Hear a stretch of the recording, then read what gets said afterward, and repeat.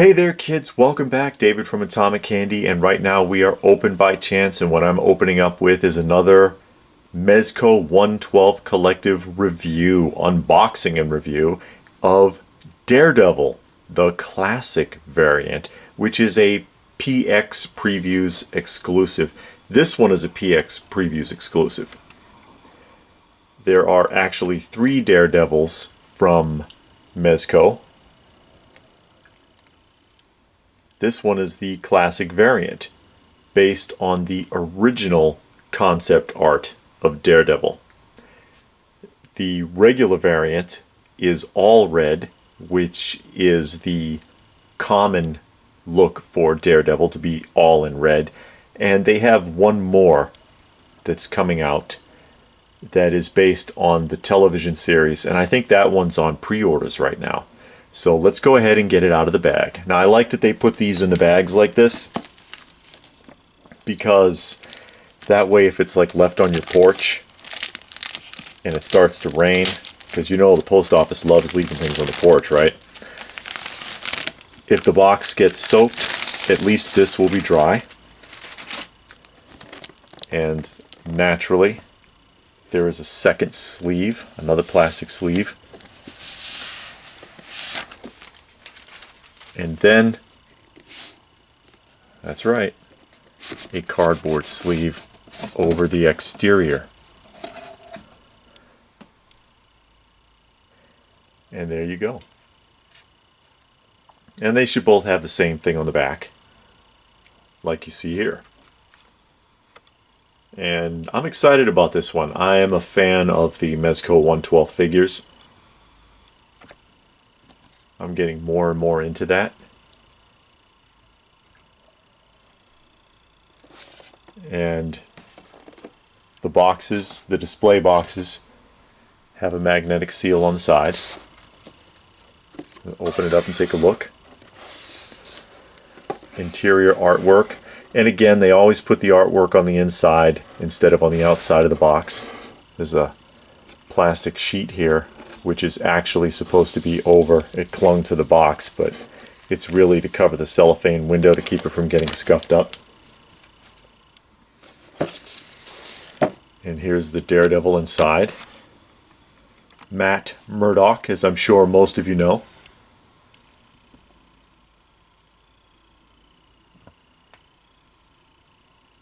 So let's go ahead and get him out of the box.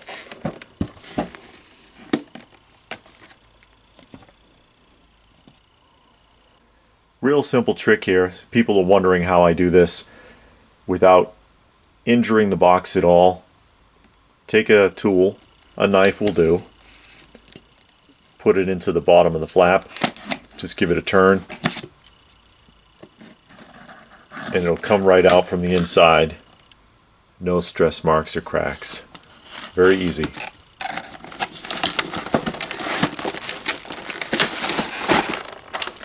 And here's our Daredevil.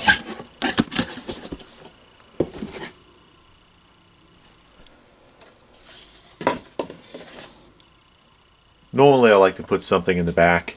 I would have liked to have put a copy of Daredevil #1. Daredevil #1, April 1964, which I used to have. I used to have an original run of Daredevil, along with a lot of other Gold and Silver Age comics that was part of a large collection that was stolen from me many years ago. But this is Daredevil in the package, and I chose this classic variant over the red variant, and the red variant didn't debut until issue 7. They changed this costume out rather quick. He was only yellow for a short time, 6 issues. Bill Everett was the designer of this costume, and then Wally Wood changed it in issue 7 when he fought Namor. Let's pop this tray. It's usually a series of trays, and we'll take the bottom tray out first. And inside here, there's a series of arms. The bag, Ziploc bag they always give you for accessories. The stand arm for doing dynamic poses, and an additional clip with this one. You don't normally see this piece. But yeah, he fought Namor in issue 7. Originally he was Stan Lee was the creator, or at least Stan Lee takes credit for it. Bill Everett was the artist, and he designed this costume based on suggestions made to him. I think the preliminary sketches for the character design is courtesy of Jack Kirby, who got no credit, of course. Why would he? But all of that aside, I'm going to go ahead and lift this off. You see, they take a lot of care to cover these up. I won't lean this too far forward because I don't want anything to fall out. The classic Daredevil, the stand. You get 3 heads with this one. A lot of hands. There's 10 hands altogether. A set of chucks, a set of poles or sticks, and his radar sense. Back then they called it radar sense. Now I'm gonna cut away and get him on the stand, and we'll take a closer look. And here's our Daredevil completely unpackaged. And as I pointed out before, I really like the classic look on him. I like the yellow and red look here on the costume, and it's a doubled over costume, all mixed media. Of course, the costume does not come off. The costume is permanently attached to the figure, and I'll take the figure off the stand here and show you close-ups in a moment. I've got the stand on him on his back already because the peg hook, you see how the peg hook, or the peg rather, comes out of that hole and then the stand inserts in it? His foot, because there is a hole in the bottom of Daredevil's foot, all these figures have a hole in the bottom of the foot so that they can stand on that little peg, which is right here. And it doesn't fit on this one. Neither foot will fit over that peg. So just said the heck with it and switched out to the stand right off. So let's take a look at his accessories here. He has several sets of hands. He's wearing the fists. Those are the fists that he came with. They're already on his wrist. Fists ready to go here.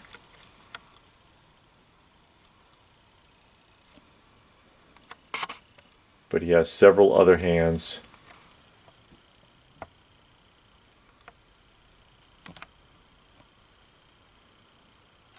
Grasping hands.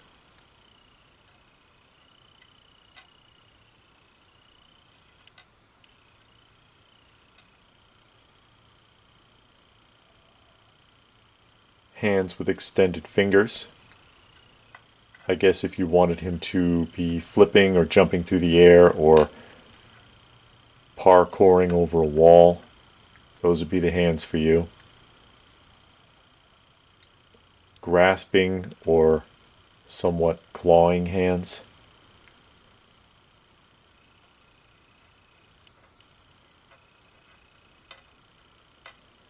Try to give you a few different angles here so you can get the idea. These 2-finger pointing hands, which I guess you could use if you wanted to make it look like he was throwing something. Flashing the peace sign at someone, maybe. Highly unlikely. And 2 gripping hands, 2 hands for holding objects. You see they've got the hole through it for his batons, for his sticks. There's that peg, which unfortunately seems to be useless at the moment. And the ever popular 1/12 Collective Ziploc bag, something that a lot of collectors like. when they don't want to keep all the accessories in the box. A set of sticks and chucks with a cable, and the cable is very flexible so that you can make it look as if he is spinning his chucks out like he does in the comic or on the show. And it's got a fairly decent length to it.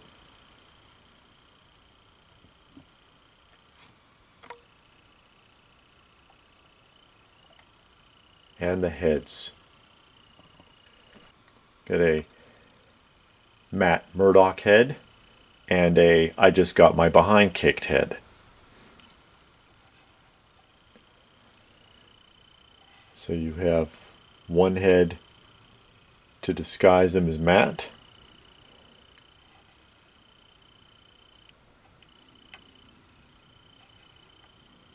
and one head to set up with your Punisher for when Frank Castle kicks his butt. Here is the second stand and a disc, and the disc is supposed to denote his radar sense, even though it's more like sonar, but originally it was called radar sense, which he got from an accident with a truck carrying radioactive material. And that's what this second stand is for, because that goes in here, and then this clips on to the back of the other stand, like right in here, so that you can have that disc behind his head. Yeah, in the original story, in most of those stories, it was always radiation. Hulk, radiation. Spider-Man, radiation. Matt Murdock, radiation. Same storyline where he saved an old man or somebody. He ran out in the street as a little kid and pushed him out of the way of an oncoming truck, and there was an accident. And in the original story in 1964, radioactive material from that truck blinded him, but also gave him heightened senses. Let's take him off the stand and look a little closer and check out his articulation.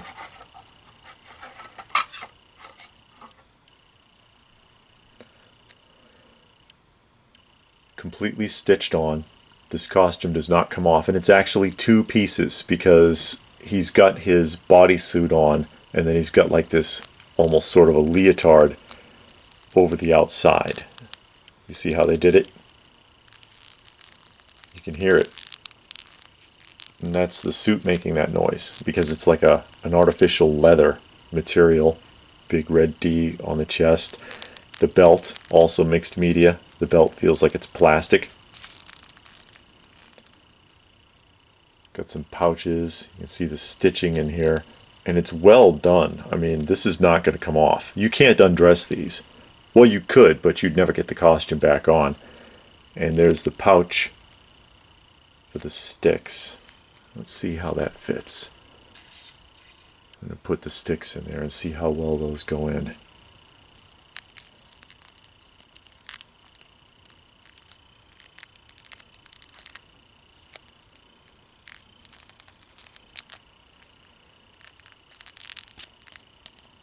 Try that again.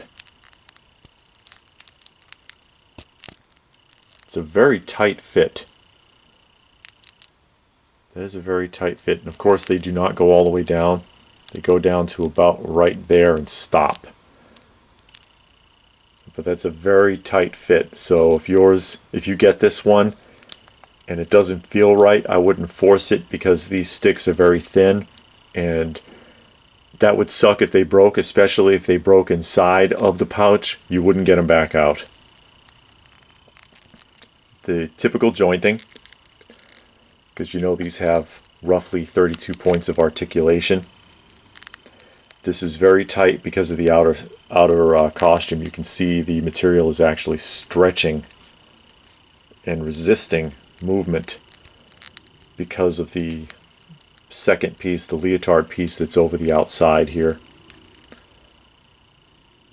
Ankle pivot. The pivot's kind of tight, at least on this one. The arches look good. Knees, hips. The hips are pretty tight too. The hip movement is restricted, again, because of this outer piece. This outer costume is restricting some of the hip movement. So you can't get a full range of hip movement out of the figure, especially with that belt resting on top of there. So that's a little disappointing because you're talking about a very acrobatic character, like Spider-Man level almost agility, and the costume is actually restricting most of his movement. Head tilt movement is pretty nice on this one though. Overall, the appearance of the character, I like the way this looks, but I'm a little concerned about physical restrictions due to the costume itself.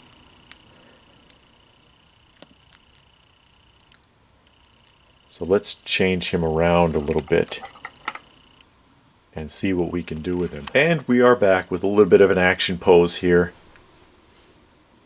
Daredevil found some WWE competitors to play with, and obviously is getting the better of them. He's got a nice two-finger eye poke going there. I like that. Up in the air, I've got the radar disc set up behind his head. I have to say I don't really care for the disc too much. I don't think I'll be using it. It's actually rather awkward to work with because the posability of it on the stand is very limited. There's not too much you can actually do with it. As I had pointed out earlier, there is some issues with the flexibility of the character because of the restrictions of the costume itself. And the chucks with that wire, the wire is rather difficult to control. You see how it's suspended right now? That's about the most you're going to get out of it, because the wire itself, it can't really hold the weight of the other end of the chuck very well. So there's only so far you can really stretch it, and that limits what you're able to do with it. Overall though, I do really like the figure itself.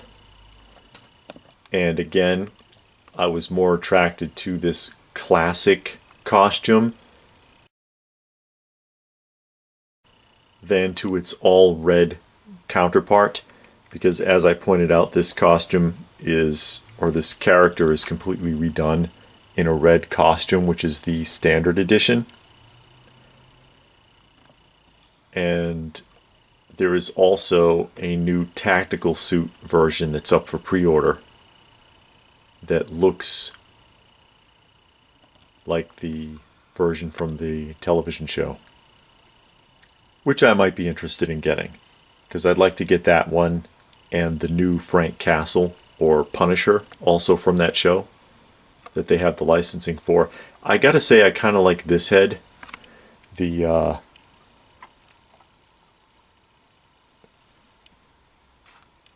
battered and beaten look, as opposed to the other two heads. There's nothing wrong with the other two heads, but I like that one on the figure, and I think that's probably the head that I'm going to go with.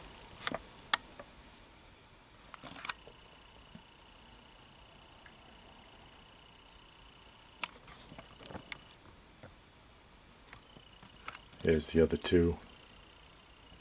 And the heads come out on and off very easily.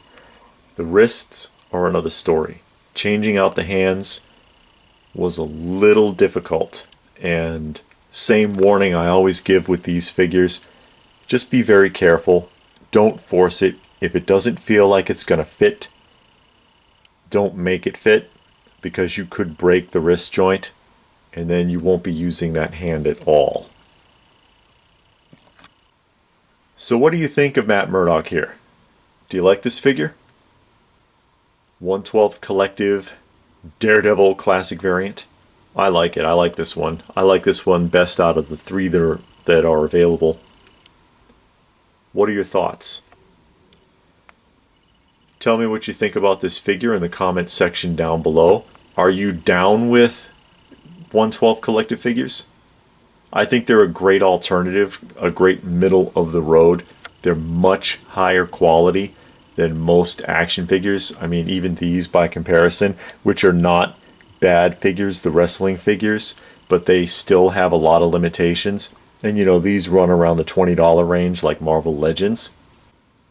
But just the overall quality of the figure itself is outstanding, as well as the number of accessories, posability, and other things that you can do with them. What do you think about all of that? Typically 1/12 collective figures will run you around $80 though, but it's an inexpensive alternative to going all out